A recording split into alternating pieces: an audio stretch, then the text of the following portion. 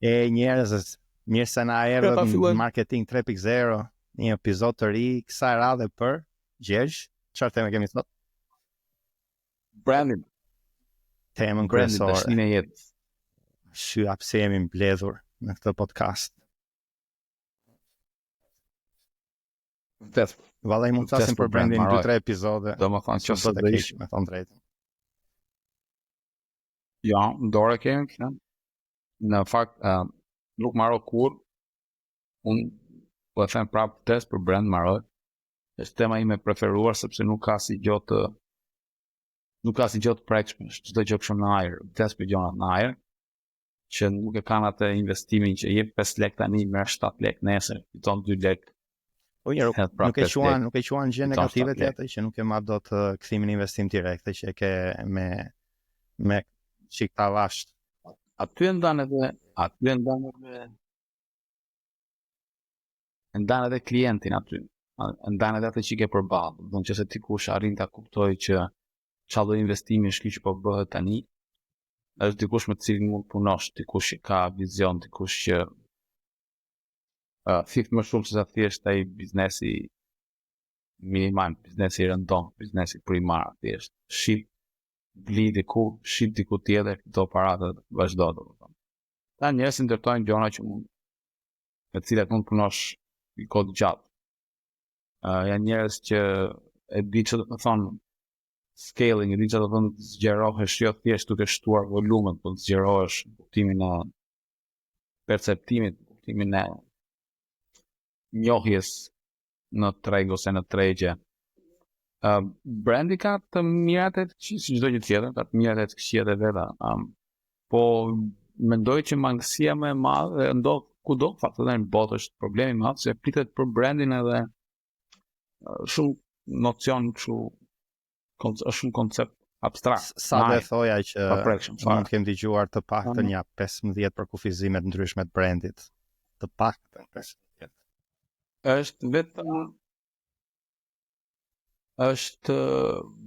Brandi është mund ta thuash me dy fjali që janë brandi është ndjesi edhe është rezultati i asociimit të biznesit tënd me një palë të tretë që nuk është konsumatori. Kur them palë të tretë, kjo pala e tretë mund të jetë një brand tjetër, mund të jetë një celebrity, mund të jetë një aktivitet, mund të jetë një, të thënë nëse Nike asociohet me sportistët, ajo ndjesia që ti krijon kur ti blen një rrobë ose një palë atlete Nike, ajo ndjesia që ke ti në lidhje me që krijon ky produkt, në lidhje me iluzionin e këtij sportistit që përfaqëson produktin, ai është branding. Ka ndjesia që ty ke një lloj uplifting, ke një lloj përmirësimi në vetvete, përmirësimi iluziv në vetvete të asaj që ti je. Ky është branding. Mase këto janë thjesht affiliates, pra cross collaboration që kanë me brande ndryshme, po çfarë është brandi vet? Pra, çfarë është brandi për Coca-Cola? Kush është brandi? Përcakton dot. Ky është pikërisht kjo ndjesia pra që krijohet, është ndjesia, është Coca-Cola e lidh me festat. Coca-Cola e lidh me festat, brand. Ashtu do. Dhe kjo ndjesia që të krijohet ty mes Coca-Colës dhe kësaj palës së tretë që është kjo ngjarje, kjo ndodhia, ky eventi, kjo ndjesia, kjo lumturia thonë se që kanë shitur ata me vite me radhë, tani është magic, besoj, duhet të është magic. Kanë hequr happiness dhe përdorin magic. Por kanë mbajtur të njëjtën gjë tjetër kanë bërë. Dhe kjo është po, linja po ajo është po. Domethënë kjo është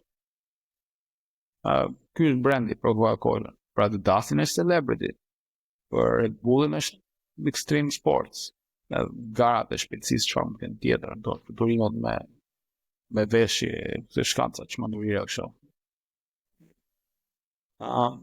Çfarë mund të tjetër për një lloj bira e mund të jetë ai mashkulli. E ke parasysh ti historikun e brandit se pjesën e markës se si kishin vënë dhenve, i vënin sfurkun edhe i vënin një markë që do të thotë i njëjti dëm kishte një kuptim tjetër thjesht prej stampës, nga një tem tjetër.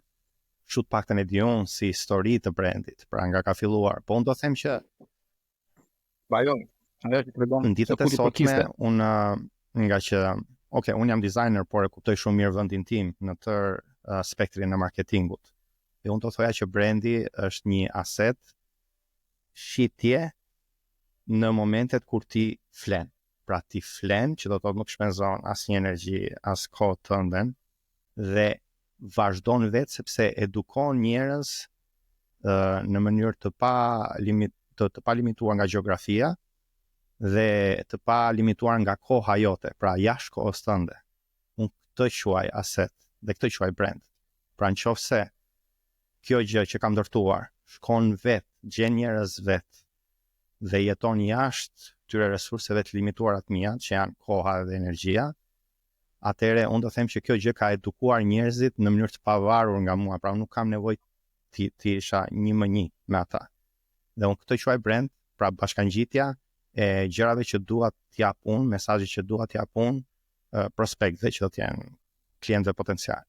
Unë këtë quaj brand sepse unë mas çfarë është aseti. Unë dua që kjo gjë të jetë e prekshme për njerëzit, për ata që na dëgjojnë, sepse unë e di që shumë përkufizime janë në natyrë karakteriale, epitete, duan të japin një personalitet, duan ta bëjnë më njerëzor, diçka që nuk është njerëzore, siç është një kompani ose një emër trademark. Por unë mënyra më e mirë që kam dëgjuar për përkufizim dhe nga të gjitha gjërat që di për branding është ajo e asetit.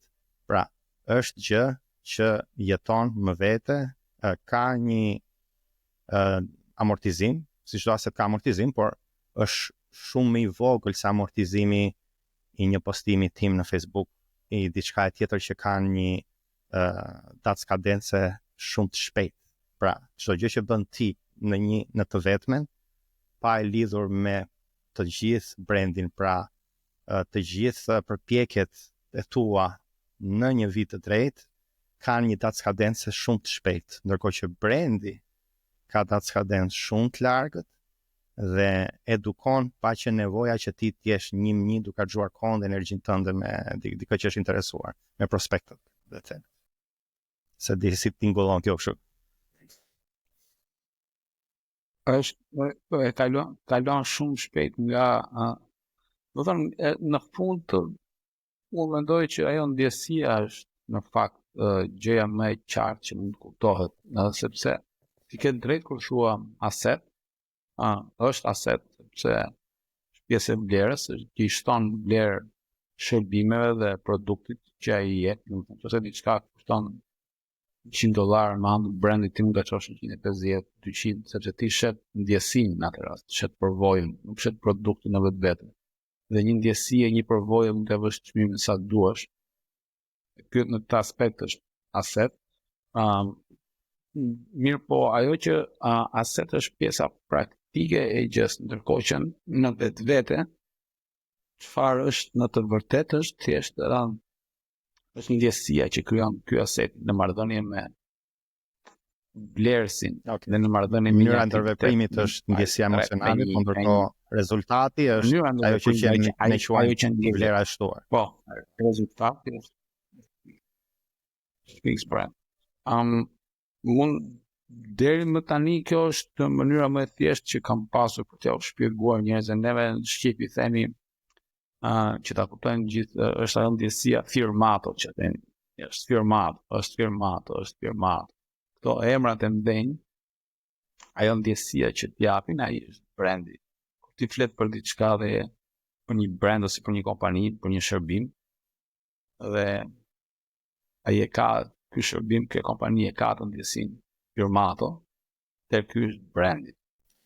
Kjo ndjesia firmato është brand. A është nevojshme brandi për çdo biznes? Pra, ka një lloj stadi që biznesi duhet të arrijë në mënyrë që ta ketë shumë të rëndësishme brandin, apo çdo biznes përfiton sa më pak, sa më shumë dhe ka edhe një lloj maturitet?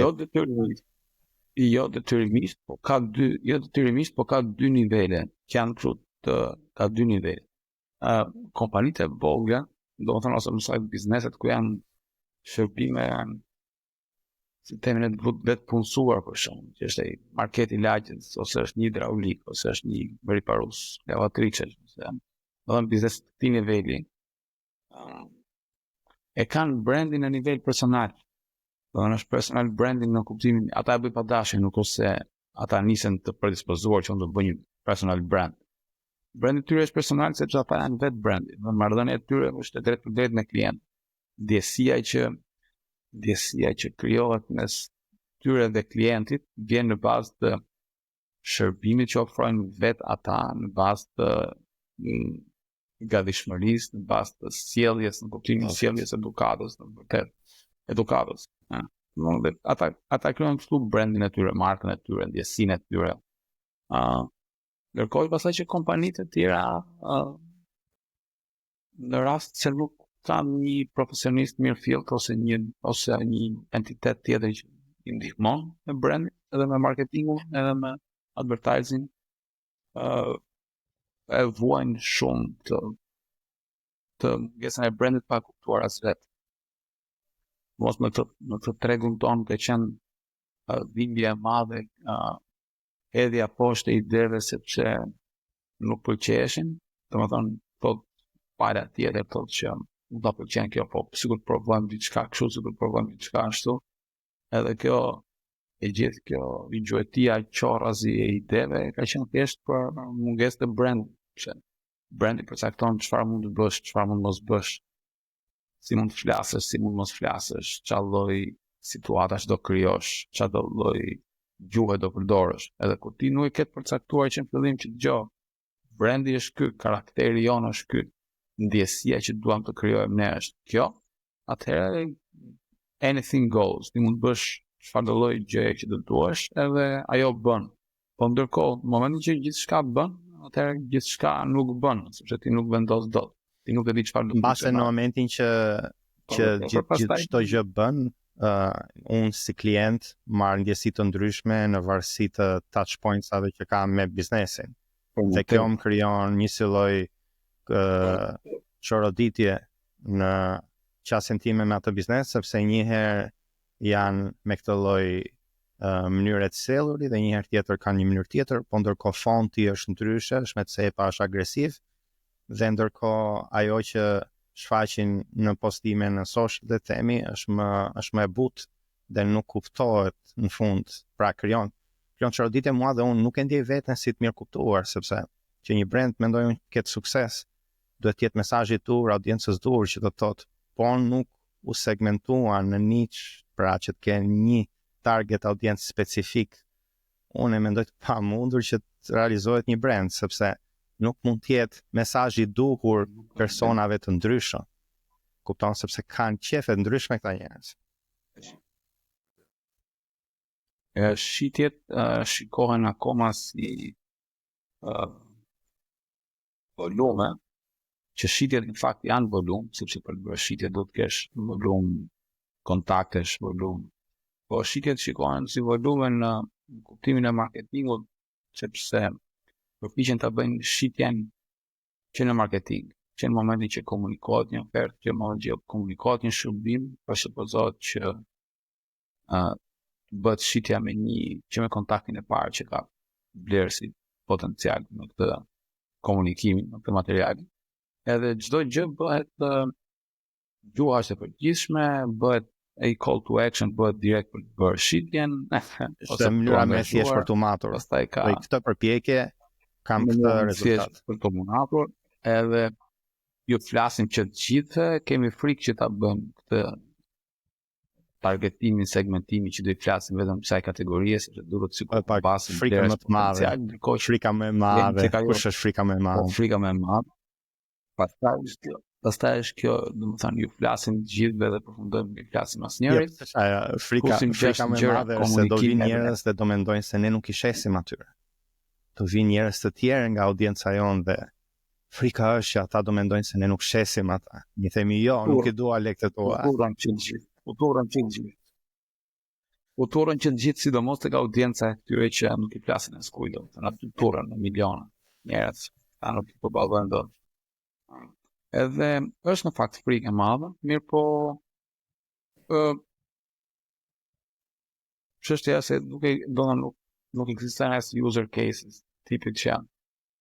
Atë këtë pasur një kompani ose një biznes në Shqipëri, them që ta ketë provuar një herë në një mënyrë të caktuar, këtë mbajtur të dhënat që ja e bën brandin vetë, e bën komunikimin vetë dhe ja këto janë rezultatet. Pastaj morëm zëm Elsin, ai na shpjegoi brandin edhe u e çik më nish edhe e ngushtuam targetin, por rritëm shitjet. Domethënë nuk ka asnjë lloj user case, nuk kam publike asnjëherë. Dyshoj se nga eksperjenca jote me bizneset shqiptare.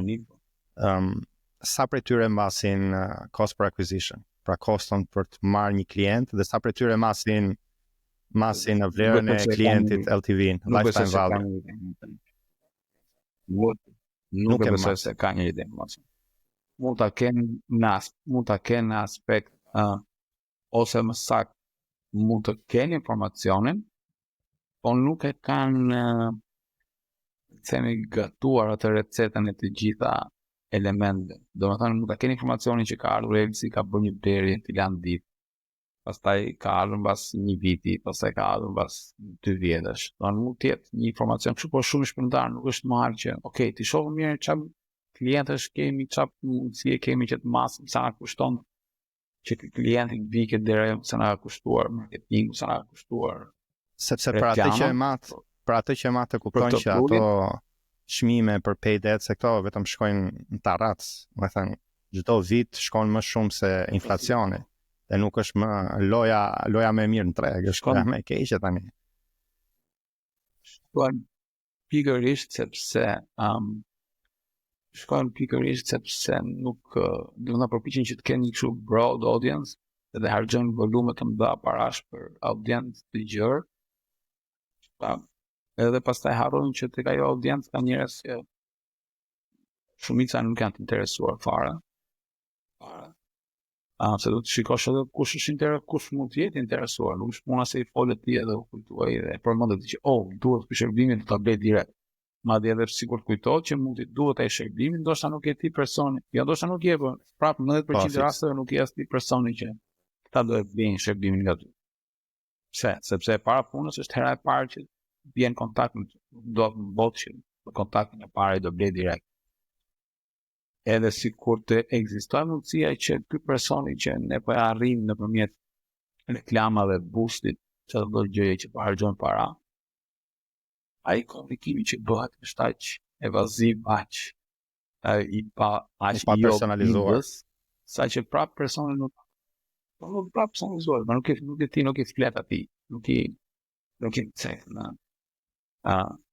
ishte një për shembull ka plot njerëz që pash një rast të dikujt që kishte bërë një super lëvizje geniale. Ishte personi kishte blerë kasaforta që kushtonin $300, kishte marrë një sasi të madhe për $10 copën. Kasaforta për shtëpi, kasaforta të vogla. Tani ideja është që ky nuk mund dali dhe të thotë që do dali do i shesi, do bëj reklamë dhe do shesi kasaforta me $20 për shembull, ose me 30 edhe kush të blej, ka harxuar shumë para derisa të gjej njerëzit që kujt i duhet i kasafortën. Dhe çfarë kishte bërë? Ti që në Amerikë ndoshta e di që zakonisht njerëzit blejnë këto në telemarketing, blejnë kështu monedha floriri. Ka pan shope për flori që i sjellin edhe i shkrinë këto gjëra, po blejnë dhe monedha floriri, po koleksioni, collectibles. Nëse, ndoshta nuk të bëj shumë vite për mua vetëm. Dhe çfarë ky personi që të blerë këto kasafortat, shkon edhe blen një listë të njerëzve që kishin blerë nga këto monedha. Okej, dhe ju çon që të gjithë e një email që dhe në emaili ai subjekti, subject i emailit ishte ku i ke fshehur monedhat e floririt. Pëlqen ky subjekt. Jam i fiksuar me këto subjektet e nga. Do më thënë. Dhe kjo është ai ishte diku kanë 90% open rate emailave dhe 8% shitjeve. 80%. Okej, po kjo duke supozuar që ato vajtën në primary dhe nuk vajtën në ato promotion edhe spam. Është edhe problem dimar, është edhe problem autoriteti i ESP. Çfarë hapin këto? Mund të ketë çuar dhe email, mund të ketë çuar edhe kështu direct mail, kuptimin në letër, këto tipike, kështu që. Po kjo ishte ideja. Se po tregova këtë histori. Tregova këtë histori për të thënë që në momentin që ti ke një produkt, do të dish shumë mirë se jo vetëm se në çfarë rasti duhet, se okay, kasaforta duhet për të ruajtur gjërat e tua të vyra, gjërat e tua të shtrenjta. Dhe të gjithë mund të duan to, po a e di ti që personi që po i drejtohesh dhe personave që po i drejtohesh kanë nevojë për këtë, kanë vërtet gjëra të vyra në shtëpi, bëjmë fjalë, për të pasur një kasafortë. Dhe në momentin që ti e di si i drejtohesh, dhe flasësh për kasafortën, se ky është një gabim tjetër i madh që bëhet. Do të flasësh për kasafortën vetvete, do të flasësh dhe drejtohesh tek ai sikletin që ka ai dhe ti zgjidhesh sikletin që ka ai. Kjo që ndodh rëndom tek ne është harxhohen gjithë buxheti i marketingut duke folur për kasafortën. Se kasaforta ime është më mirë se tjetri. Po jo nuk është as dhe përveç gjuhës që flitet që është shumë shumë e përgjithshme, shumë generik, shumë ku diun, çfarë fjalë. Lider në treg. Shumë e vagët. E vagë lider në treg. Përveç kësaj tjetra është që nuk flitet as për atë që e ka kasafortën. Domethënë të paktën që ta bëj kasafortën si shërbim të besueshëm ose si produkt të besueshëm, sepse unë jam filani që kam bërë 1, 2, 3, 4, 5 gjëra dhe të paktën njerëzit jo, është ekskluzivisht kasaforta. Domethënë ideja është produkti da mund të shes. Unë po mendoj se çfarë shkon në mendje. Ma merr mendja që problemi kryesor kur shet kasafortën për kush është kasaforta është se ti e merr të mirëqen që personi është bindur që i duhet një kasafortë dhe thjesht është në stadin e consideration stage që po konsideron alternativat, edhe ti po del aty e di që je në pazar mes 15 tjerëve dhe po i thua pse kjo kasafortë është më e mirë. Problemi është që avantazhi konkurrues i avancuar, pra pjesa më e lartë e konkurimit, në sidomos në tregje të mëdha, siç mund të jetë amerikan 350 milion vetë, mbase disa njerëz thonë që për 3 milion vetë sa është tregu në Shqipëri, nuk është aq avancuar, pra aq konkurimi i madh. Por ka plot biznese shqiptare që janë edhe në tregje të globale, që është konkurenca më e avancuar që mund gjesh. Në këto lloj stade konkurimi duhet të jesh një hap mbrapa tek rrugtimi i klientit dhe 2 hapa, 3 hapa, 4 hapa, 5 hapa të gjesh fiks gjenezën se kur ka filluar dëshira, por edhe më avancuar është që ti të gjesh pikën para fillimit të dëshirës dhe ta shtysh ti tek ajo. Pra, ai tradicional do jetë që ti e merr atë të interesuarin dhe i bën një kualifikim, ndërsa e 2025-s do ishte që ti e shef kush janë ata më të përafërtit me kualifikimin dhe unë do jem ai që do i edukoj ti të shoj tek pika kualifikimit. Sepse unë e di që nëse ata shkojnë në atë pikë, unë do jem alternativa më e qartë dhe më natyrale, sepse unë i kam dhënë përmbajtje që ata të shkojnë aty. Dhe ka shumë krijues përmbajtje që janë me këtë lloj playbooku që të çojmë aty dhe pastaj do vinë tek mua për shërbimet që unë jam. Pra, gjithë lead magnet dhe përmbajtja e krijuar që ta njerëz ti çosh tek pika kualifikimi, nuk mjafton më që ti thjesht ti kualifikosh edhe pastaj të tregosh pse je ti i duri. Duhet ti gjesh të pa kualifikuar dhe ti shtysh aty, që pastaj ata të dinë se ti i ke çuar aty dhe ti je alternativa më natyrale, sepse të gjithë presin që ti vi peshku, po ti e ke marrë atë dhe e ke çuar peshkun tek ai vend. Si ta thash, vetëm edhe një shembull konkret se si ishte ky email tek ky email që po diskutonin në grupi këtyre, diskutonin unë super fshiva dot po. Ky email i këtyre investitorëve që ishte me atë gjuhën aq aq ekstreme me ca mik figuracion. Mua më turpëroi që isha në Amerikë dhe që u përmend që ishte copywriter amerikan. U turpërova shumë. Ja. Ishte ajo që mund të ketë shpëtuar të gjithëve ju. E të bëj pak shikuesve, sa ata nuk e kanë qartë. Çfarë ishte ky email? Po, ishte në të grupin tonë të WhatsAppit me 200 veta ku janë aktiva edhe njerëzit presin her pas here që të vinë të dalin të njoftimet e punës që bëjnë. Me që Allafi do e shkruajmë në show notes grupin në WhatsApp, edhe kushdo që e ndjen veten ose aspirant digital marketer ose është digital marketer edhe më mirë, atëherë mund të futet te ky grupi jon Inner Circle i marketing 3.0 i Gjergjit, edhe i çik edhe unë argjoj kohën atë. Edhe kemi shumë gjëra. Ata që vazhdojmë atë emailin? Nuk e mbajmë tamam. Ishte një pitch për një startup dhe ishte një me lafe të pista. Ishte çik me lafe startup po për plus 18. Ajo që në fakt mendoj unë që ka bërë ky startupi anë të këtij emailit ishte pikërisht të filtronte njerëzit me të cilën ata nuk duan të punojnë. Pra, ai mund të jetë një investitor që vjen dhe sjell parat, po unë nuk dua të punoj me investitor që s'mhahet muhabeti. Kush është muhabeti im? Muhabeti im është ky i rëndomti me figuracion eksplicit, me lafe të pista, me neve jemi kështu njerëz harbut, jemi njerëz të pasjellshëm, jemi njerëz vagabond, çiksi dhe duam popullorçe dhe neve duam që mundësisht ky investitori mos ta ketë problem të jetë një dora jon. Pikërisht. Dhe si do ta filtrosh ti, si do ta gjesh ti në mes të 100, 200, 300 emailëve që ke çuar, atëherë po bëjmë një email të ndershëm që flet në gjuhën tonë dhe kush nuk do ta ketë problem këtë gjuhë, po të shikoj vërtet investimin dhe potencialin që ka ky investim tek startupi jon, është mos e mirëpritur, do ta kemi shumë gjatë, do ta duam shumë, përveç faktit që do na japi para, po do ta respektojmë sepse është një nga ne.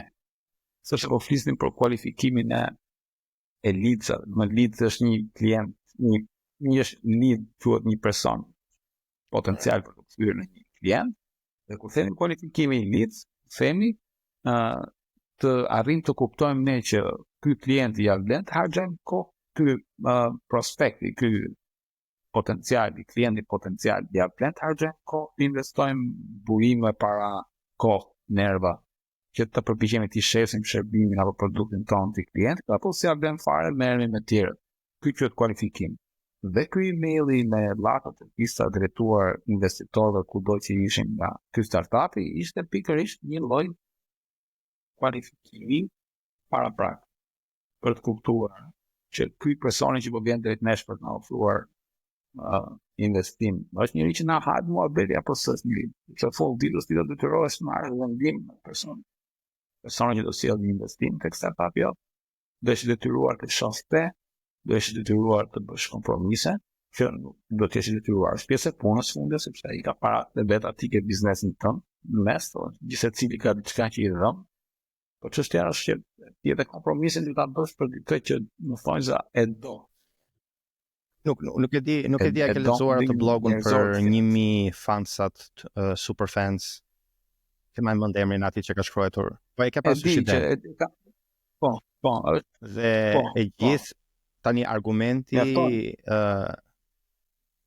që e ka marrë të mirëqen, ai underlying është që për shkak të teknologjisë jemi të ekspozuar në një treg kaq të madh, pra totaliteti i tregut total addressable market është kaq i madh sa ty të vlen nga xhepi që të segmentohesh aq specifik. Sepse duke u bërë i tillë, ti mund të gjesh 1000 veta që mund të shpenzojnë 1000 euro në muaj dhe në një vit ti bën mjaftueshëm lek. Po kupton, me thënë gjithë ideja është që për shkak të teknologjisë, të internetit dhe zgjerimit të këtij tregu, nuk është më e nevojshme që ti shesësh shumë njerëzve shumë gjëra, po ndërkohë në qoftë se specifikohesh aq shumë, përqindja e konvertimit është aq e lartë sa ti s'ke nevojë të shpenzosh shumë kohë dhe energji, sepse je specifik për diçka, dhe nëse është një niche është edhe më mirë, sepse këta 1000 veta do jenë raving fans, këta do brohorasin si me qenë stadium, do vdesin për ty, do flasin për ty, këta do i kesh edhe që do të reklamojnë. Dhe kjo marketingu 2025, çka kam parë unë këtu pak në Amerikë, është rrugtimi i klientit nga që është awareness stage, që ka marrë vesh për ty, deri tek që ka folur për ty. Pra, ai tradicional e ka merr vesh për ty dhe blen produktin dhe i mbas i bëjmë një survey mbas e fare, ose mbas i interesojmë sepse duam që të blejmë mbas edhe gjë tjetër. Ky i 2025-s 3.0 është deri në një pikë ku flet për ty, ftes për ty, mbaron për ty, do të blej gjën tjetër, do të sjellë njerëz tjerë. Pse është e rëndësishme që ky njeri të sjellë njerëz tjerë? Sepse ti e ke këtë si klient xha. Nuk ke nevojë të shpenzosh lek për këtë njeri. Ky të sjellë një njeri tjetër pa shpenzuar asgjë. Kjo është ajo flying wheel, mund të themi, pra pjesa automatike, që të arrish në një pikë që njerëzit që janë klientët e tu të sjellin klient. Kjo është që ne ndrojmë gjatë natës me brandin tonë.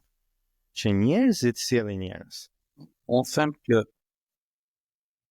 them që pjesa më e forte e këtij sistemi, për tjerë të flasin për ty dhe si e një, është që në qoftë se ky personi që ka blerë shërbimin tonë, ose produktin tonë, është një super fan joti, është një klient jot ideal, gjasat që ky person të sjelli një klient tjetër ideal janë shumë të larta, sepse ai do të ketë njerëzit e rreth i tij, njerëz sepse ato njerëz shoqërohen.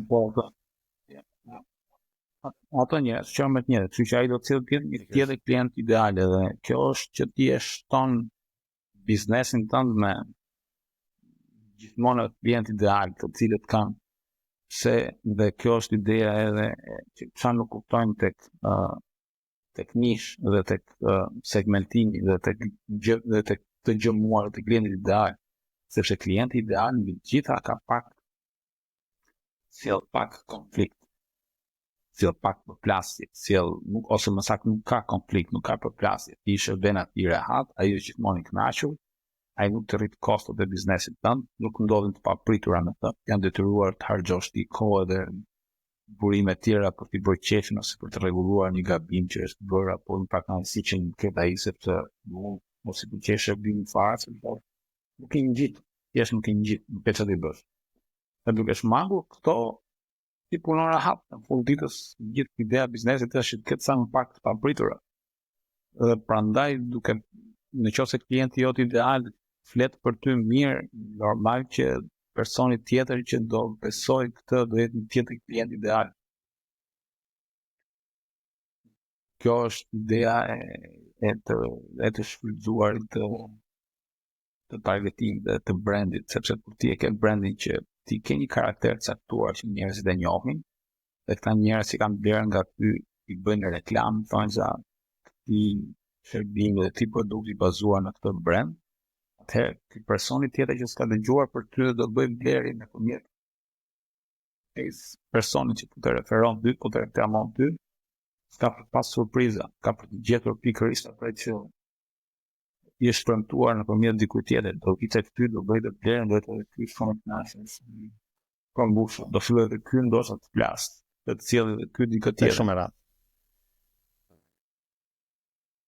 Shumë e rrallë. Përse mendon që ka kaq shumë pak durim tek bizneset në Shqipëri për të pasur rezultate të një investimi siç është ai markës, dhe ka kaq shumë, dhe këto sidomos të opozicione në marketing është në përgjithshme në përbot, po sidomos në vende si Shqipëria ka kaq shumë xhiro në vende ndryshme, pra turnoveri është shumë i lartë, nuk ka durime, duan rezultate tani. A është çështje, është me vërtet çështje buxheti, pra nuk e kanë të pamundur të presin, apo ka diçka në besimin e tyre, një, si thonë amerikanët, limiting beliefs, që nuk I lejon të shohin se si do ishte ky rezultat. Unë mendoj që sidomos me kalimin e kohës, me kalimin e viteve tani të korat që jetojmë, tani u bëra si AI in today's world, parashtrojmë një herë, parashtrojmë një herë problemin, pastaj vëjmë bullet points, pikat, edhe një argument fund. Unë mendoj që e parë do duke marrë në shkallë globale, duke parë gjithë ç'a ndodh sot, shitja dhe arritja e rezultatit është diçka që kërkon kohë, ndërkohë që njerëzit kanë filluar të marrin kënaqësinë në moment. Domethënë, ai që sa hap telefonin dhe shikon një lajm, shikon një postim, shikon një gjë të re, telefon merr një lloj kënaqësie, domethënë e merr atë rewardin, dhe merr çast. Dhe kjo aftësia jon për të pritur aftësia jon për të bërë një punë afatgjatë për të marrë këtë shpërblimin, ka arritur farë, pothuajse në zhdukje, janë shumë të rrallë njerëzit që kanë durim që të investojnë tek diçka, qoftë kohë, qoftë burim, qoftë nerva, qoftë lodhi, që të marrin atë shpërblimin. Kjo është mbar botën, flas për njerëz normal. Kjo blen edhe për bizneset. Tjetër punë që ata operojnë me lapsin e letër dhe kanë 500 vjet që bëjnë biznesin në forma të tjera. Në Shqipëri kjo mungon tërësisht, sepse në radhë para neve nuk kemi shembull të njohur të bizneseve që kanë duruar dhe I kanë marrë atë fitimin e vërtet dhe kanë krijuar atë markën mbas 20 vjetësh, punë të lodhur të një brezi të tërë që ka punuar për të ndërtuar një biznes. Dhe neve pretendojmë që gjëja që do bëjmë sot do sjellë fitimin nesër. Dhe ky është biznesi I bazuar thjesht mbi transaksionet, domethënë mbi shkëmbimin e vlerave. Un kam këtë objektin ta shes ty. E kam bler diku për më lirë, ta shes ty për më shtrenjtë, ky është biznesi. Nuk vjen biznesi, fjala vjen nga një ose të paktën në shumicën e rasteve nuk vjen nga një vizion për të bërë diçka për te biznesit, ose sa biznesi nuk ka lindur si nevojë për të ushqyer dhe për të financuar një veprimtari më të madhe. Dhe biznesi është thjesht për të fituar para, do të thonë është hapur një biznes që personi që e ka ose personat që e kanë fitojnë para ose të mbijetojnë me këtë biznes. Edhe kur flasim për branding, flasim për më shumë para. Flasim për më pak. Po themi që do bëjmë një kthim në jetën e njerëzve në atë lagje. Po ai nuk e sheh. Nuk e shohin këtë, nuk arrin ta shohin sepse s'kan një rast të caktuar diku që kanë ndërtuar një brand dhe kanë ngritur çmimin. Disa mund thonë top channel, kam dëgjuar shumë top channel, kulturën brenda këtë, po unë me thënë drejtën, nga që ne kemi qenë edhe vetëm 30 vjet në kapitalizëm. Edhe kam pasion edhe dua që të kem një shembull në Shqipëri ku ka hyrë në një ka bërë disrupt. Pra ka hyrë në një treg dhe ka fituar në mënyrë kështu bindshme me të gjithë të tjerët, edhe kanë nxjerr brandin. Se më duket se gjithë këto raste që kemi ne si top channel kanë qenë në një moment që ishte komplet fusha hapur Shqipëria. Astonte njeri të vinte në Shqipëri nga jashtë bënte biznes. Apo mendoj se top channel nuk është më një brand. Do më thënë I ka ngelur emrin I mirë I asaj që solli, po nuk është më një brand. Pse nuk është më një brand? Sepse inovacionin dhe risia sot në top channel janë të bazuara vetëm mbi përfitimin material, që nuk është një gjë e keqe, inovacioni dhe risia, po nuk son përfitim material të tërësh. Do të jetë përfitim në sjellje, behavioral. Dhe tjetra janë të përfshirë në Alish Berisha. Do thonë janë pre e Alish Berisha dhe kuptimin pre e skemave që përdoren televizionin si mjet, që përdoren si demagogji, përdoren si që nuk është një tragjedi e mos televizionin ashtu i ke edhe në Amerikë, ashtu i ke edhe në Amerikë televizion. Po, ashtu janë kudo. Çështja është që personi që ndriti Top Channel-ën tregoi një kulturë pune, po nuk la pas një kulturë pune. Domethënë ai nuk la një brand mbrapa, sepse po të kishte lënë një brand mbrapa, ky brand do kishte guidelines, do kishte një libër, një udhëzues i cili do thoshte marrja e personave në punë varet nga 1, 2, 3, 4, 5 gjëra. Kur them marrja e personave në punë, marrja e njerëzve në role drejtues do të ketë 1, 2, 3, 4, 5 karakteristika të sepse ka dy kanale. Njëra është shitja te klientët, tjetra është kanali marrjes personave që do punojnë me ty. Në çdo biznes ka dy kanale, kultura organizative dhe brendi në ofertën që jep. Kultura organizative tani është zero, sepse aty merren domethënë vjen dikush që bën një program, merren punë njerëz, thjesht që bëjnë punën, ata që drejtojnë programet janë komplet bosh. Programet në vetvete janë ose bosh, ose moralisht dobët, ose janë përçarës, ose janë programe që thjesht për hir të audiencës janë gatshëm të nxjerrin lloj-lloj figurash edhe lloj-lloj njerëz me probleme mendore. Këto programe futemi fare të analistëve dhe programe për të lloj të gjithë jo vetëm Top Channel. E mora sepse është i vetmi biznes që përmendet ndonjëherë për brand. Të paktën që kam dëgjuar unë në LinkedIn edhe në rrjete ndryshme. Dhe çështja është që është pikërisht që Top Channel sot për neve që e kemi parë që në fillim që ka kur në fillimet e tij në drejtimin e tani nuk është më ai Top Channel. Do të thonë ndjesia që kemi ne sot me Top Channel nuk është më e njëjta, nuk është po e njëjtë. Atëherë ky nuk është brand, sepse brandi është që është ajo, pse është ajo shembulli i asaj vulës me djegjes, si është fjala shqipe se vulës me djegjes te kafshët, se mballën që është specifike për atë proces kur e djeg me hekur nxehtë diçka. Jo e temperoj, po se si thonë, nesër. Dhe ne nuk kemi më atë ndjesi për Top Channel. Pra ai brand nuk ekziston më. Kjo sot është një paçavur, është një rrjedhori, po nuk është ka ato vlera, ato parime, ato principe, ato si parime, tamam, nuk ka ato parime më. Ai si mendon se ka ndodhur mungesa e konkurrencës, pra kanë arritur në një pikë që njihen, kanë famë dhe nuk kanë më nevojë. Jo, nuk mendoj se kam pasur. Hiç volumet e shitjes, thjesht si volume shitje, nuk besoj se Topi ka pasur një konkurrencë. Në kuptimin e mirë fill fjalës, sepse menaxhohej dhe drejtohej në një frymë që askush tjetër nuk e kapte dot, nuk kishte guximin ta bënte. Dhe për më tepër që person që drejtonte Top Channel ishte hands on, në kuptimin ishte i pranishëm në gjën më të vogël, do t'rregoj një rast që flet më shumë nga çdo gjë tjetër. Ai kishte merakull që të ishte tek çdo gjë, që mund të duket si mikromenaxhim.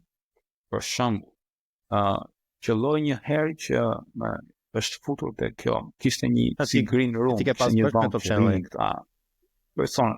Po ta kanë thënë, okay. Jo, po kanë pasur shumë njerëz që punojnë atje. Kjo është histori e vërtetë sa ti po thënë.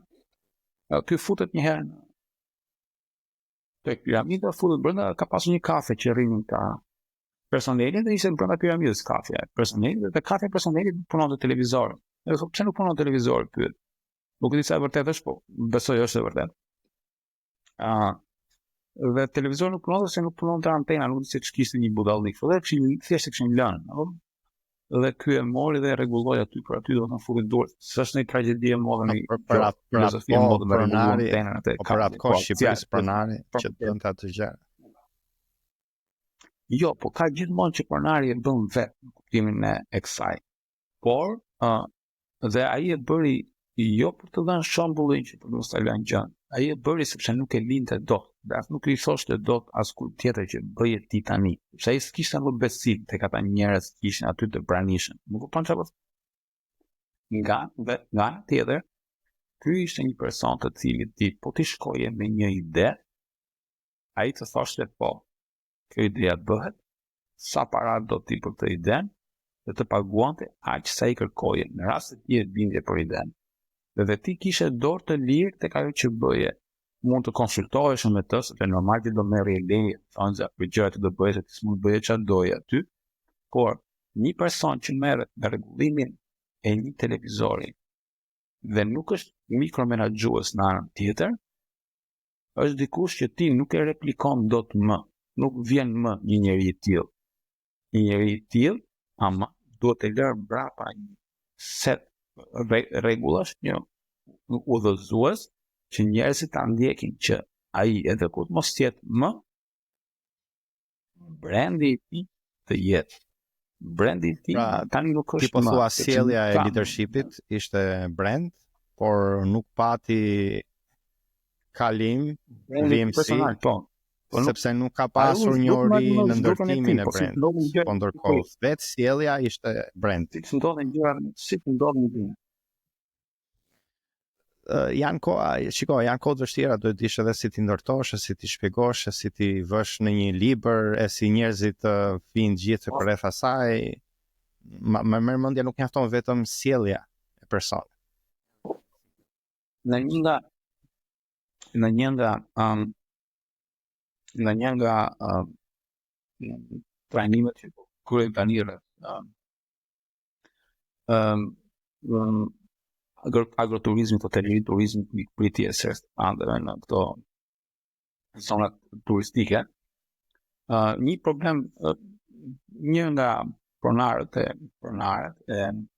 një restoranti e hoteli një mëmën, ankojnë lidhje me gjërat që do thënë, kamarierët që vine që ikin ato gjërat e natyre, edhe që duhet t'ja shpjegoj gjërat gjithmonë në tipit që do ta kujtoj unë për këtë ose do ta kujtoj unë për atë. Çdo se më kujtoan ky set i rregullave dhe unë e pyeta, po mirë, ti keni top letër që ti thuash atij personit i dashur kamarier. Këto janë gjërat që duhet bësh. SOP. Këto janë rregullat që duhen zbatuar. Që ai ta lexoj të letrën, dhe mos ketë nevojë t'ia thuash ti, ose a mund të kesh një letër ta bësh diku në mur, ta ngjisësh diku, dhe ti thuash njerëzve, para se të vinin në punë, kamarierët do të lexojnë këtë, shërbimi i kuzhinës të lexojë këtë, ju do të lexoni këtë. Ja ta kujtojnë çdo ditë. Dhe për më tepër, ti nuk e pse bën as këtë. Ti mjafton ti thuash një personi përgjegjës që të kujtoj njerëzit çdo ditë të lexojnë rregullat. Nuk e pse bën as ti. Domethënë kjo është pjesë e ndjesisë që do të krijosh ti ke njerëzit, e stabilitetit, e brandit. Duket sikur s'ka lidhje, po ka lidhje. Që në momentin që të kryesh biznesi është ai sistem organizativ fitimprurës që edhe kur ti nuk je pranishëm si pronar, puna vazhdon, sidomos kur ti nuk je pranishëm. Ja ty. Sidomos kur ti nuk je pranishëm. Në momentin që i set rregull se sepse u ngeli pak keq kur i thash që është faji jot që ata nuk i mbajnë mend këto. Nuk është faji tyre, është faji jot. Çfarë lloj gjëje që ndodh në biznesin tënd është 100% faji jot. Dhe qoftë se ai nuk ka aftësinë dhe perceptimin edhe kapacitetin e duhur për të mbyllur një proces, sepse e harron, është detyra jote që ti krijosh kushtet, ti krijosh informacionin, ti krijosh mjetet, ti ofrosh mjetet dhe informacionin nevojshëm që ai ta mbarojë atë punë. Nëse ti nuk e ofron dot këto, nuk mund të bësh dot faj. Dhe as nuk mund të pretendosh si ai postimi i famshëm që pse nuk punojnë si tani, ai sa punoj unë. Fillimi tranzicion tani, se doja të flisja pak për to lajmet nga bota, po ishte Po e shkrep mirë. Ishte një status në LinkedIn nga një punëtor i devotshëm, një biznesmen në Shqipëri, dhe ajo që më bëri më shumë përshtypje që kur e pash si status pa e lexuar, se ke parasysh do shikoja 2-3 fjalët e para, ishte që kishte te 20 like dhe engagement, po ndërkohë kishte 60 komente. Edhe ajo është si tip red flag, prit se ka diçka këtu, s'ka mundësi të kesh 3 fishin e komente për një status. Dhe mbasi e lexova, e kuptova tash me pak fjalë të nderuar dëgjues dhe shikues. Në këtë koment, ky businessman shprehte dëshirën për të pasur edhe punëtorët e tij me të njëjtin zell për punë dhe mos të shkonin e të festonin çdo ditë që i ka dhënë qeveria për pushime, se Shqipëria ka shumë ditë, tepër ditë për pushime, dhe duhet vinin e të punonin dhe të kishin të njëjtin dashuri për punën, siç e kishte ky njeri. Dhe aty vërshuan lumejnë të komenteve, po që pjesa që bën më shumë përshtypje në këto raste është se merret e mirëqen që koha e lirë është për TikTok-e, qefe, shpenzim kohë pra konsum. Nuk shikohet si një, sepse para shumë vite shumë fillova duke bërë time blocking, dhe në time blocking, mënyrën e organizimit kohës, ka një princip që quhet Wheel of Life, që është gjë e parë që fillon në organizimin e kohës tënde, dhe në këtë Wheel of Life e fillon me shëndetin, të dashurit e tu, edhe karriera, ose fitimi i lekut. Do të thënë tre sektor. Dhe në këtë rreth që quhet rrota e jetës, ti vën nota për secilin sektor dhe e bën specifike në shëndetin, cilën pjesë, në njerëzit e të dashur cilën pjesë, dhe në fund, kur i vën këto nota dhe shikon sa keq ke dalë ose sa mirë ke dalë, vën edhe plane për ta përmirësuar atë pjesë. Dhe ato plane pasaj e hedh në skedulin tënd, dhe i gjen 1 orë, 2 orë, dhe thua, kjo është për këtë sektor, dhe ky është plani i ekzekutimit, dhe kjo është në këtë kosh, pra në koshin e të përmirësoj në marrëdhënien me njerëzit, pra me dashurit e mi, miqet gjithë. Kjo është në koshin e shëndetit tim, dhe ky është në koshin e të bërit lekut. Dhe kur ti e shikon ditën, nuk do të thotë që çdo 9% asaj dite do të shkojë të bërit lekut, sepse ke edhe këtë pjesën e belonging me njerëzit e të dashur, ke edhe shëndetin. Dhe merret e mirëqen që nëse nuk është aty, atëherë është vetëm për qef e për shrenim, edhe për dembelizën, ose kuptoj, domethënë, a është një lloj nati ky që ishte shumë me përmbajtje emocionale si status, me çam e më merr mendja çfarë i ka ndodhur ti shkretit, dhe se punëtori kur e kishte ditë pushimi, unë dua pushim, se do vim punë kur gjithë e kanë pushim, te ky ka menduar. Po e bëre ti pushimin para ca ditësh, e bëre prapë. Tash i më le mua vetëm në punë, unë i shkreti që punoj, dhe ti ky punëtori po vetëm pushime. Tash çfarë ndodh këtu? Se ishte si një rend që shqiptë amerikanët më thënë shfryrje. Ishte një shfryrje e madhe. Po midis shumë komenteve nuk pash që pse më thënë flitesh edhe kjo, dhe unë komentova për këtë pjesë që është thjesht se po e mori ato pushime dhe më do rrish në karrige do shtrihesh. Do merresh me gjëra që ke lënë pezu, do merresh me këtë pjesën tjetër të jetës tënde. Marrëdhëniet me njerëz të dashur, shëndetin, do bësh diçka tjetër, s'do bësh vetëm punë. Tash i shkrepi çikti. Keqja është që këto ditët e në varësi të çfarë pike jenë jetë, këto ditë e pushimit janë më keq se puna, sepse në punë ti atje tetor ke procesin tënd, ke një proces fillon mbaron me atë tenizëm e ke të qartë dhe vazhdon edhe mbyll. Kurse kur gjas me pushim ke për të mbaruar, përpiqesh që në atë ditën e pushimit të ngjeshësh 100 milion gjëra që kanë ngelur gjatë javës, dhe vetëm pushim se madje kur shkon ditë nesër, unë ulesh ke karrija jote me internetet dhe me kafe, falas, edhe thuaj se më në fund fat.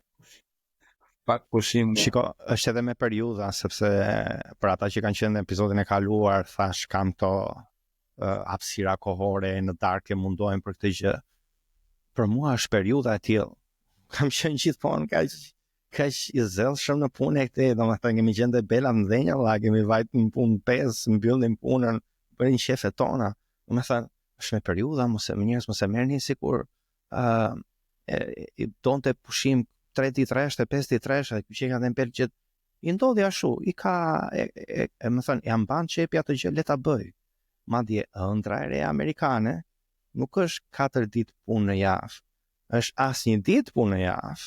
Me thënë të drejtën, ëndra amerikane është kontekstualisht, fjalë për fjalë, siç kam dëgjuar pjesën më të qartë të shpjeguar nga, nuk e di nëse dëgjon Prof Gene, Scott Galloway i New York Stern Business School. E ke dëgjuar ndonjëherë? Yeah. Ka dhënë disa TED Talk, po ka dhe podcastin e vet. Edhe ai e ka për kufizimin më të mirë të ëndrës amerikane, e cila është të ardhurat pasive të mbulojnë burnin që është shpenzimet. Pra, të kesh 100% të kohës tënde të çosh ku të duash, që nuk do thot vetëm të rish në ndjell, por mos jetë i detyruar të bësh diçka për shkak të lekëve. Pra, të ardhurat pasive të mbulojnë 100% shpenzime. Më thënë, kjo është objektivi të gjithëve këtyre, edhe këtyre që punojnë 100 orë në javë. Të gjithë kanë një objektiv, po mos e merr sikur kanë këtë dëshirë kaq të madhe që ore ti mund ta bësh pasionet, ti thua vetë çfarë do të gjëje, kupton?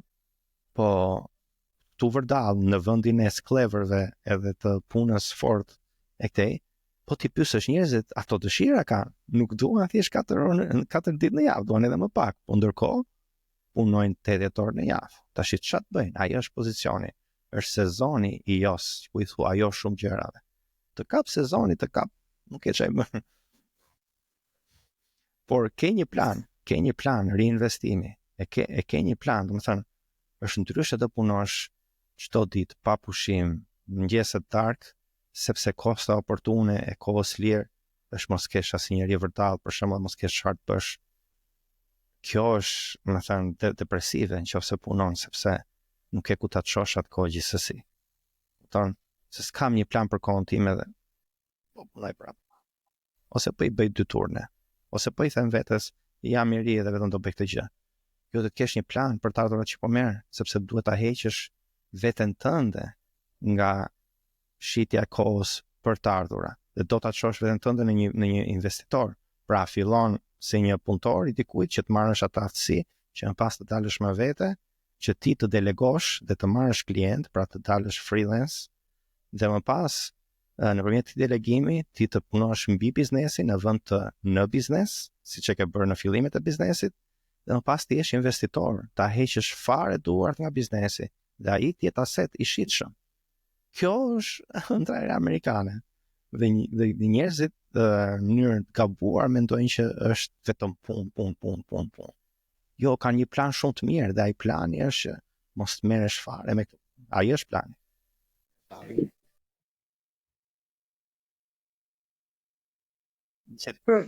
Ti e ke thënë që juve thjesht gëzoheni të mendoni që milionat s'kanë rëndësi, që materialet s'kanë rëndësi.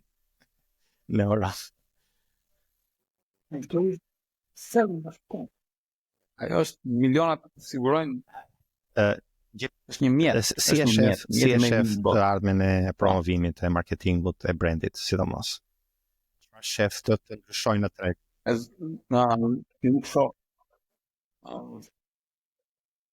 Me thotë, nuk kam qenë shumë i vëmendshëm të kohë të fundit. Kampanja dhe lëvizje e zeshme ka që përgjigjen ta. Dhe në momentin që shoh këto, momentin që shikoj ka lëvizje të lezetshme, ka ca momente shumë interesante. Momentin që shikoj personat që kanë biznesin që dalin si tyra e biznesit, mendoj se është gjë e mirë, është shumë gjë e mirë. Do njerëzit kanë gjetur të kurajen se jo ka akoma shumë që kur jo sugjeron dhe thua më gjë, robo mos u lo fare në reklamë, marketing, më kështu dil vet atje në video, fol njerëz, përgjigju pyetje, edhe ka gjë mirë se sa. Edhe kjo mendoj që kjo është një kjo është përqasje më mirë që mund të kemë me brandin edhe me reklamën që i bën ata biznesit tyre, marketingun e biznesit tyre. Moment që ti je vet atje. Dhe një biznesi diku që njoh që ai e ka tërësisht online biznesin, edhe mendonte për të hapur një zyrë, sepse ajo që shet është jo problematike. Ajo që shet kërkon që ti të kesh besueshmëri tek person, të janë vlera të mëdha parash, po në rast se ndodh diçka me këtë produkt që ti ke bler, ti do të shkosh diku, të flasësh. Po kupton? Edhe mua më duke zyra të shpenzimit, tash në momentin që ke shitje online, për çfarë duhet zyra? Zyra është thjesht shpenzim, kupton? Thjesht për atë ideja për shit manager. Jo thas se njerëzit e kanë si perceptim që po ka diçka që shkon ku do ta kap unë. Mos e ka drejtë ai. Jo, ka shumë të drejtë, dhe është prapë të bien prapë janë disa parametra që biznesi do të ketë gjithsesi. Do të thonë që vjen fjala për besueshmërinë. Dhe në momentin kur ti si pronar i biznesit je i prekshëm dhe je një element ku njerëzit mund të gjejnë veten, ky është brandi më i mirë. Unë besoj që duan të drejtohen nga kjo për shumë arsye. E para se është më kollajta për të bërë, s'ka shpenzime as je thjesht ti. E dyta është shumë më bindse. Dhe e treta është edhe pse ata nuk e dinë që ata po ndërtojnë një brand, momentin që do ta dinë, prapë do ta kuptojnë që kjo formë e ndërtuar i brandi është shumë më e perceptueshme, shumë më kollajt për ta kuptuar që çfarë po bën, se sa po ti thua që dëgjoj do të flasësh me këto ton zëri, do të kemi këto ngjyra, këto fonte, këto përqasje, këto aktivitete, të kryejmë këto ndjesira. Do të thonë nuk e nevojë ti të shpjegoj çdo gjë. Ai mjafton ti të vetja. Edhe ai ka për qenë vetja gjithkohës, nuk ka për ndryshuar nëse pas nesër. Edhe brandi në fakt kjo është. Brandi është ajo qëndrueshmëria në një set vlerash edhe parimesh. Shumë njerëz e shohin këtë kontrast të madh ndërmjet brandit të biznesit dhe të tyre, e thonë si ta çojmë veten te biznesi ose si ta sjell biznesin te mua. Në fakt thjesht fakti që do dalin me fytyrë dhe do jenë ata që do merren me këtë pjesë dhe nuk do marrin dikën në punë që t'ja bëj atë punë, sepse atëherë është fiks vetëm shitje, nuk është lead nurture. Pra ti nuk po i jep një informacion, një përmbajtje që do i ndihmoj. Atëherë është e garantuar që është vetëm shitje kur ti merr dikën në punë që ti bëj këto gjëra me fytyrë, sepse duan të dinë për ty. Ti ke qenë ai që e ka menduar problemin dhe si ti ndihmoj target audiencën tënde, dhe nuk ka mënyrë më të mirë sot për sot për të shtuar besimin, i cili është problemi kryesor në çdo biznes. Sido që ta kesh premtimin ti, sido që ta kesh mënyrën se si do i çosh në atë premtim, besimi është kryesori, sepse të gjithë tingëllojnë një lloj.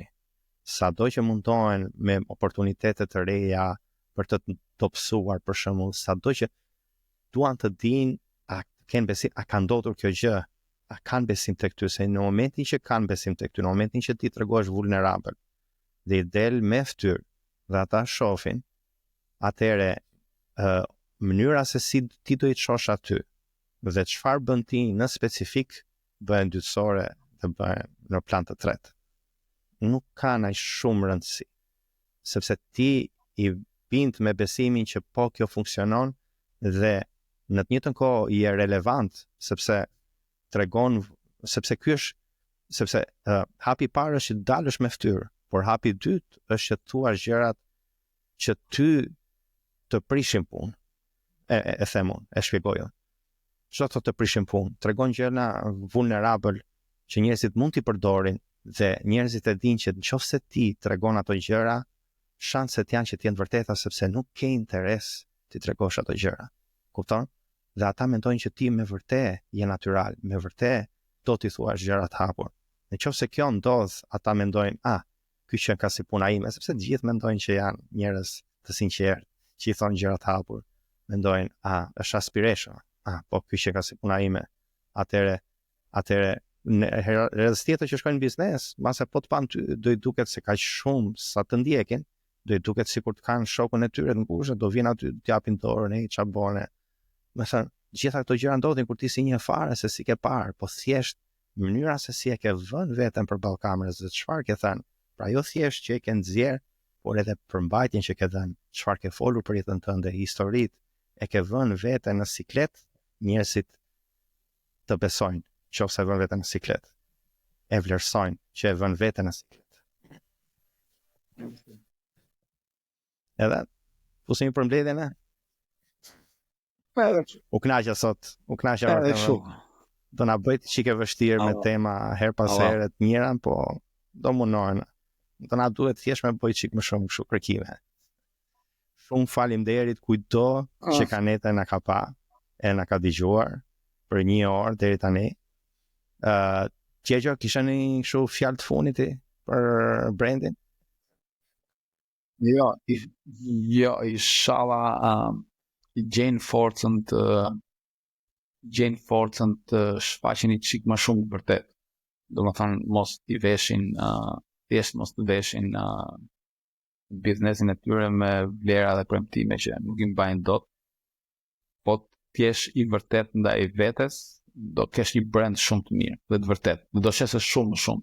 Edhe duke qenë cop si person, për sa kohë që je i vërtet, ke për të shitur më shumë se sa një imazh i rrem që do më ndërtu që kur robi vjen atje dhe se gjen pastaj është i bumerang. Qoftë që nuk blen, më keq po bleu dhe ai zhgënjehet nga shërbimi dhe nuk gjen atë që do flasi keq. Dhe është të gjithë flasi keq dikush që s'ka bler, është shumë më keq flasi dikush që ka bler, sepse ai ngjall panik më të madh tek njerëzit, sepse ka përvojën e tij. Që është më mirë që t'jeni çik më të guximshëm për të qenë të vërtet, edhe të ndërtojnë gjëra ngadalë duke mësuar se sa përpijemi të ndërtojmë këto lloj imazhe bombastike që s'ton asnjë gjë edhe në fund ditës nuk shesin asnjë gjë, edhe në fund ditës nuk ofrojnë asnjë gjë. Unë do thoja sikur vetëm një gjë të bënit për brandin e kompanisë, edhe për veten tuaj, aman hiqeni atë lider në treg. Hiq, shije, bëj çfarë duash aty vetëm mos e shkruaj. Nuk duan njerëzit ta dinë sa lider janë në treg, nuk i beson më njeri atyre gjërave njerëz. Hiqeni fare atë shprehje. Nuk do t'ja di njeri dhe sikur të jeni ju liderat suprem të treg.